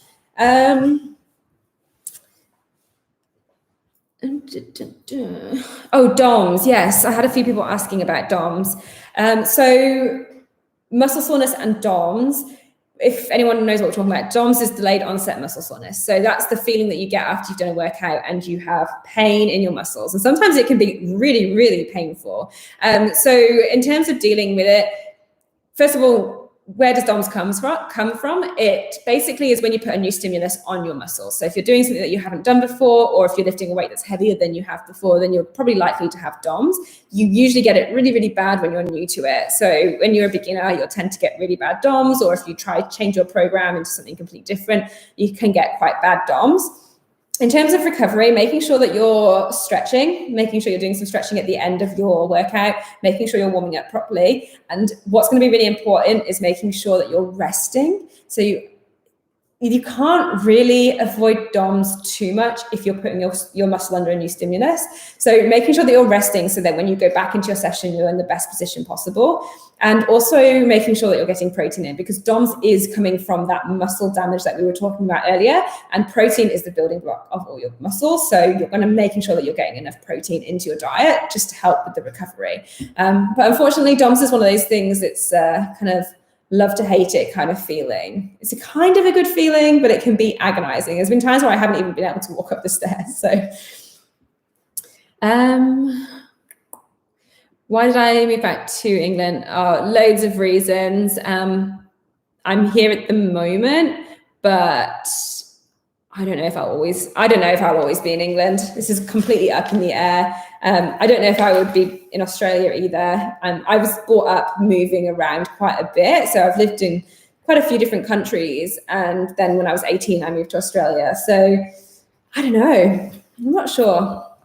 But my family are in the UK. So I hadn't been around my family since I was 18. And so I thought it was about time that I spent some time near them. Obviously, we've been in a lockdown pretty much for the last year, so I haven't seen them. I did see a question.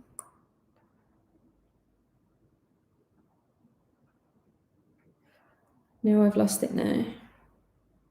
Oh, someone said, why don't I find porridge and fruit filling when I'm told by loads of people it is? Girl, I feel you. I don't find it filling either. I just don't. I don't know what it is. I think, honestly, for me, I think in my mind, it's not a big portion. Like, I would rather have a massive omelette with loads of vegetables in it rather than have a small bowl of oats with some fruit and some like peanut butter or something.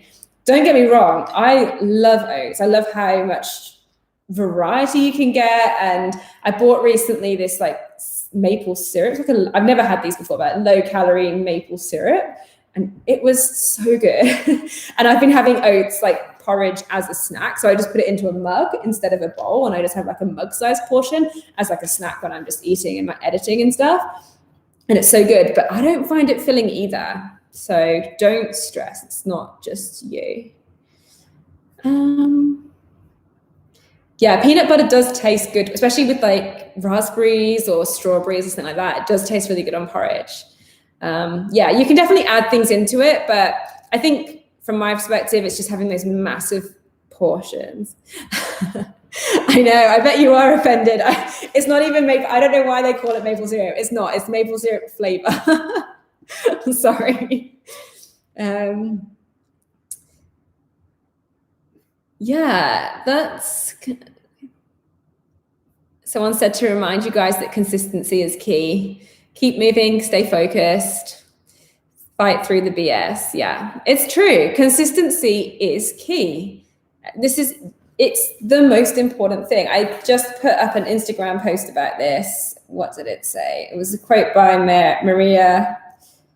Here it is. Marie Forleo. Success doesn't come from what you do occasionally. It comes from what you do consistently. It's so true. Do anything consistently and it will work. It doesn't matter, again, if you go 50% some days, 100% some days. When you're consistent, it equals out over time. And that's all that matters. And it makes it so much more enjoyable and easy as well. Do I use protein powders? No, I do have protein powder. I only use it sometimes. I mean, I literally have had a tub in there since Christmas that I've had half a scoop from. And the only reason I use it is because it adds vanilla flavor to something. So I would usually just put it in my oats, and I would have like half a scoop, and it just adds like a vanilla flavor to my oats. But no, I don't take protein powder. I never ever have, in terms of I've never taken protein shakes or eaten protein bars. I do like the taste, but I don't feel the need to have it as like a supplement or anything like that. I just add it for taste. Have I missed any questions?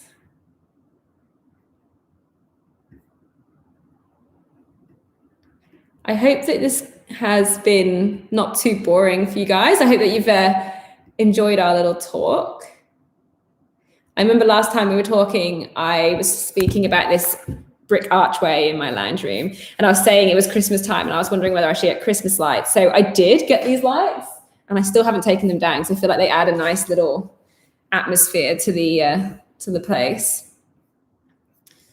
What are some future goals for me? Yeah, this is a really interesting one. This is something that I have been really soul searching on recently.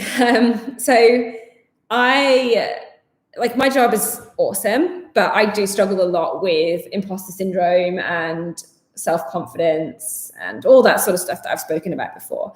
And so I really, having been injured as well for the last 7 or 8 months, I feel like my content that I put out and my job has been challenged in a really big way. And I feel like I have lost a part of who I was because I wasn't able to train calisthenics, and I wasn't able to train at all. And when your job is literally to train and to do fitness stuff, it's really sort of knocked me back for 6. And now the new year's arrived, and I was starting to feel myself. I was starting to feel better, and obviously there's another lockdown, but I know that this will end, and I'm trying to think like, where do I go from here? Like, I love my job. I'm going to keep doing my job, of course, because it's the best job in the world. Like, it's so good. And, you know, every time I talk to clients, every time I see them succeed at something, it just pushes me even further. Every time I get a message from you guys, a comment, I never feel like I'm giving you back enough. Like, I never feel like I can just give back as much as I want. So I'm going to keep doing that for sure. And one of my goals is to start to back myself a little bit more. And like I said, my sort of New Year's resolution this year was just to be consistent in everything I do, consistent in everything, which is what we were kind of talking about. Consistency is key. And so that's kind of my big emphasis for this year, is just to be consistent. But also, I really feel like I want to just do something exciting, like something else as well. And it's hard for me to explain, but like I'm 31 now, and my 20s, I worked, and I moved to Australia when I was 18. I got a job and I started working, and then I went to university when I was like 26, and I studied and I worked 2 jobs. I was working night shift and I was working day shift, and I just worked. That's all I did. And I've got to this point now where I'm like, I don't know if you guys experience this, or like you're at a certain age and you think, okay, it's like crunch time, you know, like I'm going to have to start sort of settling down and making plans at some point soon. But I still have so many things that I want to achieve. And so I'm kind of at that point now, and that's what I'm sort of umming and ahhing over and struggling with. And a huge thing that I've always wanted to do is I just want to travel on adventure and do the things that I feel like I haven't done. And so, and I don't know if you guys probably don't see this too much on YouTube, but if you follow me on Instagram, you would see it. But like, I love hiking and bouldering and traveling and just doing like outdoor pursuits and that sort of thing. And it kind of rolls in with the whole intuitive exercise, doing what you love, just moving your body for enjoyment rather than for burning calories or for a specific goal. And so that's something that I really want to implement into my life, because I started doing that in 2019 when I came back to the UK, and my job changed and I was doing personal training, and I started hiking a lot because we have a lot of places that you can hike in the UK, and I started bouldering, and I started doing outdoor things and rock climbing and all that sort of stuff. And then obviously lockdown happened, and that's sort of been taken away. And I think the longer that lockdown has gone on, the more and more I've realized that that is where I want to be. Like, that's what's missing. Like, I love doing calisthenics, and I desperately want to be able to go back to going to parks and training. And, you know, I'd love to do things like do workshops, like calisthenics workshops, and have spaces where other people could come and train, and we could have like classes, you know, where we're actually just doing calisthenics or handstand workshops and that sort of stuff. And so that is sort of where I see my life kind of going. And so I suppose that would be where my goals are. In terms of work, that would be where I'd want to start moving towards. But yeah, I love my job, and I just want to be able to be as consistent as possible this year with everything that I do. So I suppose that's for now, that's like my main goal. So yeah, I'd be interested to know what your guys' goals are. I'm always like asking and pestering you guys for your goals. It always really interests me. So you can always just comment them down below once this is saved as a video, and I'll have a little read through, because it's always interesting. It gives me some inspo as well. So yeah, calisthenics all over the world, travel. I would love that. Like, I would love to just get a van, get rid of everything that I have, and just get in my van and just drive and experience the world, experience like Europe, and go to Asia and go to South America. And, you know, I've been to a lot of places, but I haven't been to that many places in reality, you know, and I just, that just draws me in, that sense of adventure and like just living a crazy, exciting life. Like, it just fascinates me. So, I don't know, watch this space. It would be so cool. I might have to start a travel YouTube channel. I did see a question. Do you work out in the mornings or the evenings before it was your job? So when I was losing weight, I used to nearly always train in the evenings, because I was working in retail management. So I would just go to work at like 7 in the morning. I'd come back at 5 in the evening. I would do like an hour video, and then I would just pretty much chill and go to bed or whatever. I'll have my dinner and go to bed. Now I train kind of, again, whenever. I'm just like, whenever I feel like training. I tend to train better in the morning. So like, if I get up at 6, I can just come into the lounge room, or I can go for a run or for a walk or whatever it might be. If I'm doing something like I'm bouldering, like I'm going rock climbing, if the gym was open, then I'm usually better in the afternoons or the evenings, because it's a bit more of like just a chill kind of therapy thing for me to do, you know, kind of. This is the thing, is that bouldering and handstands for me are kind of like my therapy, because you have to be present and you have to be paying attention to what you're doing when you're doing it. You can't focus on anything else. If you're on a bouldering wall, you need to be thinking about your route. You need to be thinking about where your feet and your hands are placed. If you're in a handstand, it's physically impossible to be thinking about too much else rather than what you're doing, like what your fingers are doing, where your hands are, where your elbows, where your hips are, where your toes are, where your core is. So for me, these things are therapy. So I find doing that just when I'm stressed or whatever is better. But if I wanted to put in like a hard training session, I'm usually much better in the morning. And I personally tend to enjoy training more in the morning, like really early in the morning. I get this quite often, people saying you should write a book or you should do a TED talk or anything like that. I mean, it would be kind of cool, but I would have no idea how to do all that sort of stuff. So. Someone asking about when my next group coaching program will be. So if you guys aren't aware, so I offer coaching, one-to-one coaching, and then I do group coaching as well. And that doesn't run as often, but so one-to-one coaching is obviously really, really good if you have a specific goal and you want to work on building habits. And, you know, it gives me a lot of opportunity to have communication with you guys on the daily, rather than group coaching, where it's like you're just working with other women or men who are in a similar position to you. So it's mainly women. And so it's quite nice, because especially at the moment, I was thinking about this the other day of running another one soon, because at the moment, you know, there's that lack of social influence and there's that lack of social connection as well. And that's what kind of group coaching gives you. So I will, if I do launch another one, I'll obviously put it up on my website it'll be on Instagram as well. I'll put it on my stories, and I will make sure I make a community tab post over here as well. I often forget about community tab posts on YouTube as well. So yeah, I will make sure you guys know. But if you're interested, obviously just leave some comments down below, and we'll get onto it. Yeah, see, my dream is to live in a van. It just seems cool, doesn't it? Like, it just seems awesome. And when I watched, has anyone ever seen the documentary called Free Solo? And it's about Alex Honnold, who is the rock climber, and he climbed El Cap completely free solo. So no ropes, no harness, nothing. Nearly 4 hours it took him. Can you imagine? Like, I honestly, I've seen that documentary so many times and I can't get my head around the fact that he did that. But anyway, he lived in a van for a long time. And I was just like watching him, I'm like, he's just got such a cool life, just traveling around, doing his thing, eating his food and just going rock climbing and doing that sort of stuff. So cool.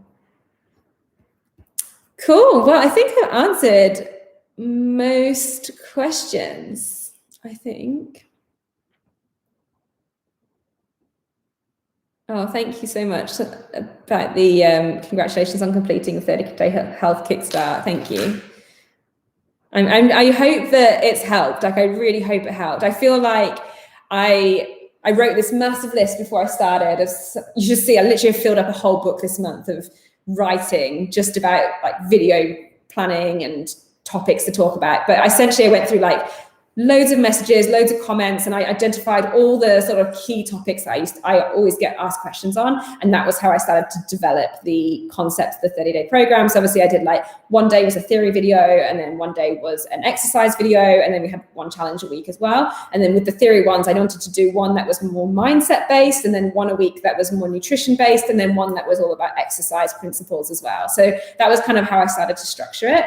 And I honestly think that it has sort of hit the nail on the head with all the principles. I genuinely believe that it gives everybody who is in a position where they're just starting out and they're not sure what to do, exactly the tools that they need to get started. Like, I know that there is people who are probably charging thousands of pounds or thousands of dollars for that information. And I don't see why. Like, it should be free, because health is so important. And that to me is why I wanted to do it. It's like, it breaks my heart. Like, I get so many messages, I get hundreds of messages, and people just so confused and so overwhelmed by the amount of information and the conflicting messages that are out there. And as somebody who's been in that position as well, I feel now it's my responsibility to try to simplify it as much as possible, and just to show how easy it is and how enjoyable the process can be, and how to not, like, I know how hard people are on themselves. I'm hard on myself too.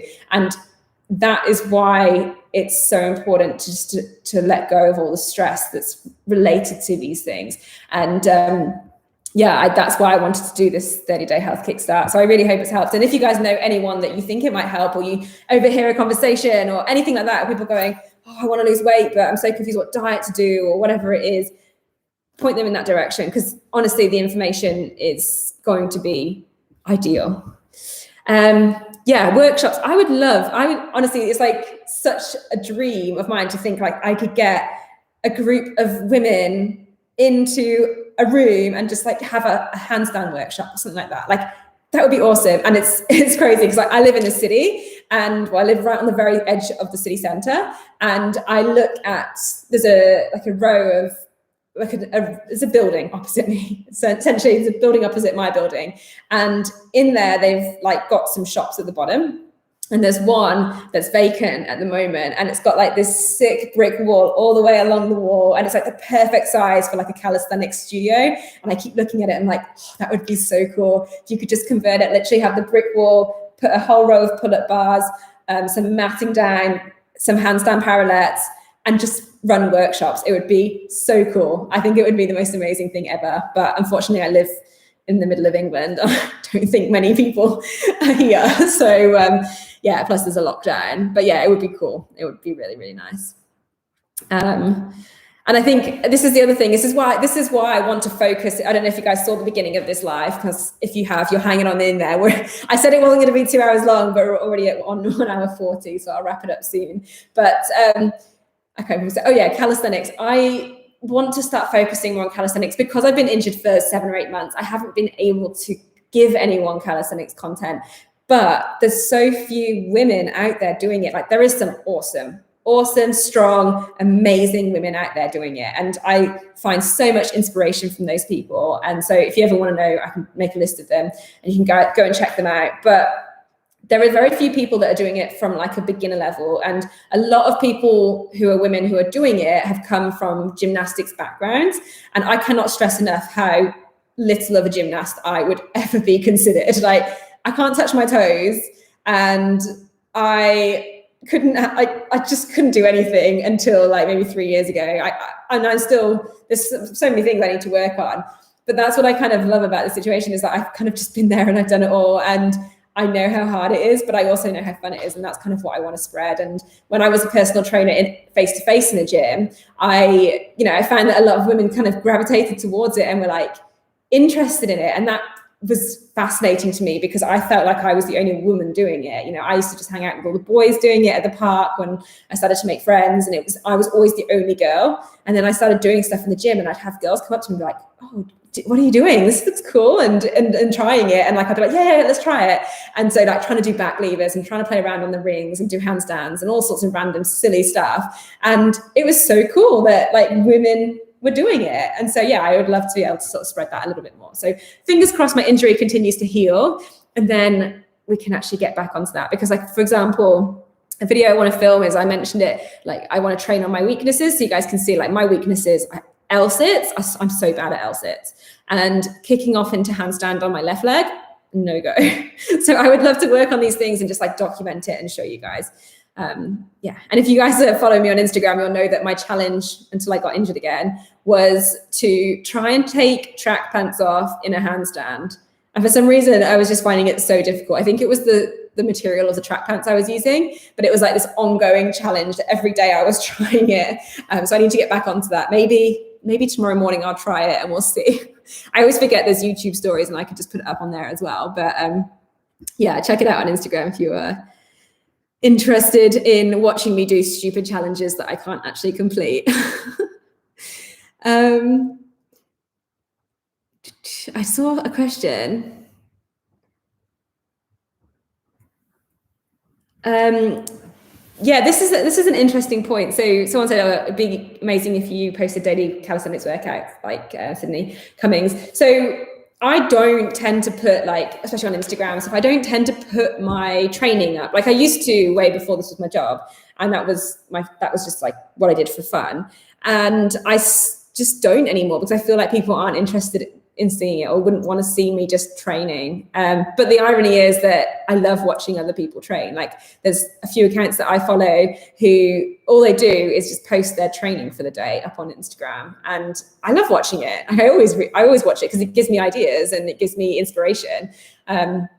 So I just don't do it. It's like I'm my own worst enemy. But if people actually wanted to see it, then I should just start doing it. I don't know if people want to see it. This is the thing. I start to overthink it and like doubt myself. I just don't know.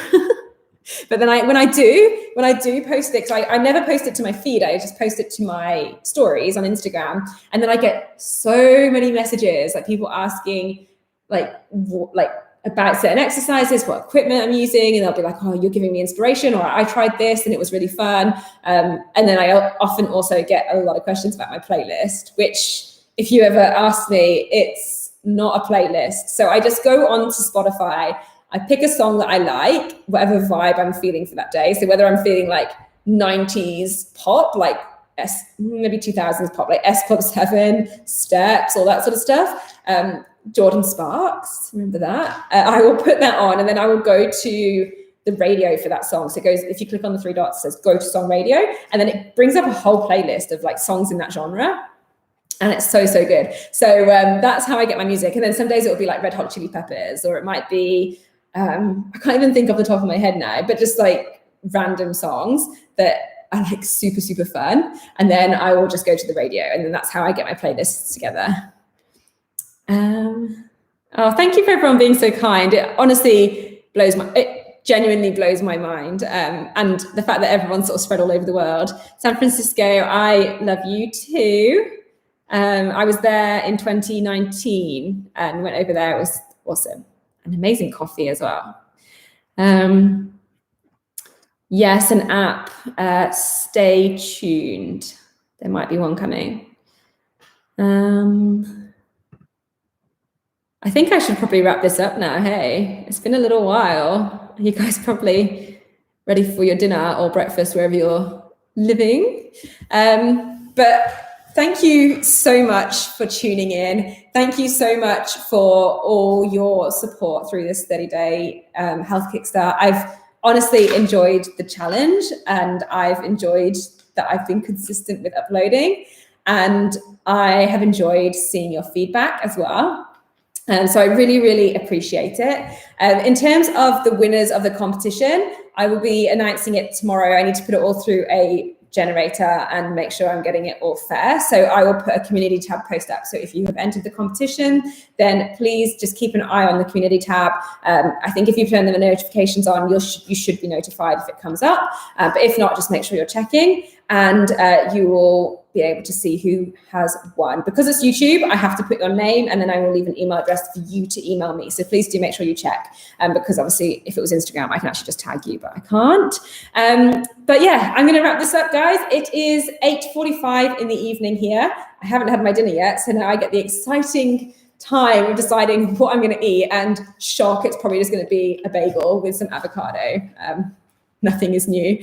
And yeah, I really enjoy, as always, I really enjoy these lives. So thank you so much for checking in and joining in with the conversation. And don't forget to drop down your goals below, drop down any video ideas, anything you want to see about calisthenics, any 30-day series you might want to see. If you have any questions, you can drop them into the comments. If you are interested in group coaching, I will make sure I put it up on the community tab when it's launched, or you can keep an eye on my website. And obviously one-to-one coaching is always just on my website anyway.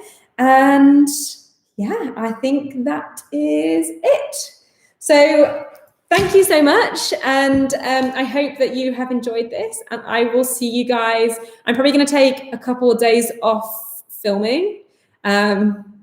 I'm quite frankly sick of looking at my own face and listening to my own voice editing. So yeah, I'm probably going to take a couple of days off, but I'll still be buzzing around on social media and on the community tab. So I thank you so much. And I'm sending all my love to all of you. I hope that you're all doing well, whether you're in a lockdown or not. And take care and stay happy. All right, guys. Chat to you later. Bye.